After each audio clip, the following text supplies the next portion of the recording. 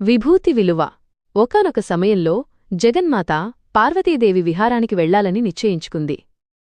బయటికి వెళ్లేటప్పుడు చక్కగా తయారవ్వాలి కదా. అందుకే తను ధరించడానికి మంచి ఆభరణాలు, ఐశ్వర్యం కావాలని తన భర్త అయిన పరమేశ్వరుణ్ణి అడిగింది. అప్పుడు భోళాశంకరుడు చిరునవ్వుతో తన చేతిలో ఉన్న కొద్దిపాటి విభూతిని, పవిత్ర భస్మాన్ని పార్వతీదేవి చేతిలో పెట్టి, దేవి, నా దగ్గర ఉన్న ఐశ్వర్యం ఇదే. నువ్వు ఈ విభూతిని తీసుకుని ధనాధిపతి అయిన కుబేరుని దగ్గరకు వెళ్ళు. దీనికి సరిపడా ఆభరణాలను, బంగారాన్ని ఇమ్మని అడుగు అని చెప్పి పంపించాడు. పార్వతీదేవి ఆ విభూతిని తీసుకుని కుబేరుని వద్దకు వెళ్ళి, యక్షరాజా, శివుడిచ్చిన ఈ విభూతికి సమానమైన బరువు తూగేటంత బంగారాన్ని, నగలను నాకివ్వు అని అడిగింది. నవనిధులకు అధిపతి అయిన కుబేరుడు అది చూసి నవ్వాడు. అమ్మో, లోకమాత